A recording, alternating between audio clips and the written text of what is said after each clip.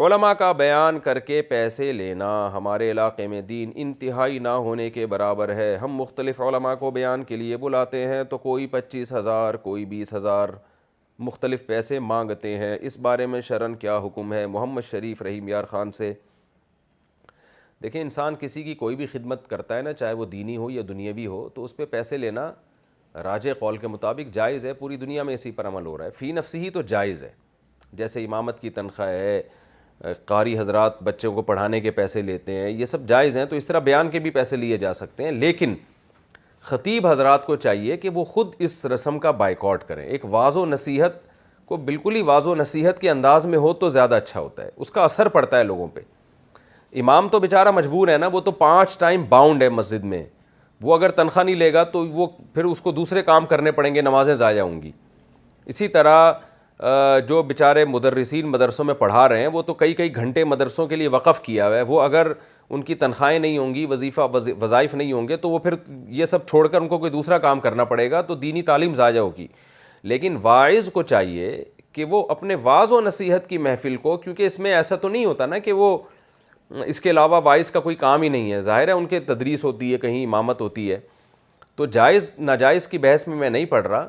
واعظین کو چاہیے کہ وہ یہ سلسلہ پیسے لینے کا ختم کریں، اس کو بالکل خالصتاً فی سبیل اللہ کر دیں۔ پھر کوئی اپنی خوشی سے اگر کوئی ان کو ہدیہ دیتا ہے تو ٹھیک ہے۔ مجھے تو پتہ ہی نہیں تھا کہ اس طرح سے واعظین میں پیسے لینے کا رواج ہے، لفافے چلتے ہیں۔ مجھے یاد ہے ایک جگہ کسی دوسرے کنٹری میں مجھے بیان کے لیے بلایا، تو وہ میں نے کہا ٹھیک ہے جی، ویزا وغیرہ لگوا دیں تو میں آتا ہوں، بیان کر کے چلا جاؤں گا انشاءاللہ۔ تو پورا دورہ تھا وہاں پہ، تو وہ بیچارے نا پھر کہتے ایک بات آپ سے پوچھنی ہے، بڑے گھبرا رہے تھے۔ میں نے کہا جی پوچھیں، کیوں گھبرا؟ تو کہنے لگے مفتی صاحب آپ کے ریٹ کتنے ہیں؟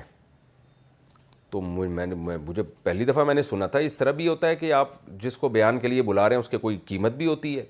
میں نے کہا کیا مطلب؟ میں سمجھا نہیں۔ انہوں نے کہا بھائی ہم جس کو بھی یہاں بلاتے ہیں تو ان کے پہلے سے پیسے طے کرنے پڑتے ہیں، تو آپ بھی بتا دیں آپ کے ریٹ کتنے ہیں۔ تو میں نے کہا بھائی اگر آپ تبلیغ کے لیے بلا رہے ہیں، آپ خرچہ کر رہے ہیں، ظاہر ہے وہ جہاز کا کرایہ کر رہے تھے اور ویزا کے جو بھی پروسیس ہوتا ہے، تو یہ تو آپ جب آپ دین کے لیے آپ ایک ٹینشن اٹھا رہے ہیں، خرچہ کر رہے ہیں، تو میری بھی ذمہ داری ہے کہ میں بھی دین کے لیے کچھ قربانی دوں۔ تو میں یہی قربانی دوں گا کہ میں اپنا وقت دے رہا ہوں آپ کو بغیر کسی معاوضے کے۔ بلکہ میں نے یہاں تک ان سے کہا کہ بھائی اگر جو ہے کیا نام ہے ہو سکا تو میں کوشش کروں گا کہ میں ٹکٹ بھی اپنا خود ہی کروں۔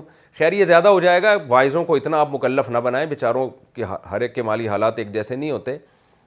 تو ہونا تو یہ چاہیے کہ جیسے تبلیغ جماعت والے اپنا جان اپنی مال اپنی جان اپنا مال اور اپنے سارے خرچوں پہ اپنے وقت پہ جا رہے ہوتے ہیں۔ لیکن اگر یہ نہیں ہو سکتا تو اتنا ضرور کریں کہ جس کو بیان کے لیے آپ بلا رہے ہیں اس کا آنے جانے کا رہنے کا خرچہ لوگ اٹھائیں، کیونکہ لوگ اپنے فائدے کے لیے اس کو بلا رہے ہیں۔ لیکن یہ جو الگ سے بارگیننگ ہو رہی ہے کہ 25,000 ایک بیان کے یا 50,000 ایک بیان کے، بعض خطیبوں کا سنا ہے کہ 1.5 2 لاکھ ان کے ایک بیان کے ہوتے ہیں، تو یہ طریقہ ہمارے اسلاف کا بہرحال بالکل بھی نہیں تھا۔ اس لیے اس طریقے کو ختم کرنا چاہیے، اس سے دعوت میں جان ختم ہو جاتی ہے، اثر ختم ہو جاتا ہے۔ تو جو بھی واعظ و نصیحت کے لیے جائے وہ فری میں جائے، ہاں بلانے والے کم از کم ان کے آنے جانے کے خرچے اٹھائیں وہ، اور کوئی اپنی خوشی سے ہدیہ دینا چاہے تو وہ تو کوئی بھی کسی کو کسی بھی ٹائم پہ دے سکتا ہے، اس میں پابندی نہیں ہے۔ لیکن یہ جو واعظین میں لفافوں کا سیٹ اپ ہے، یہ میرا خیال ہے ایک بالکل ایک درس کو اور اپنی جو ہے نا دعوت کو، اس کی روح کو ختم کرنے کے مترادف ہے۔ اس سے پھر سننے والوں پر شاید اثر نہ ہو۔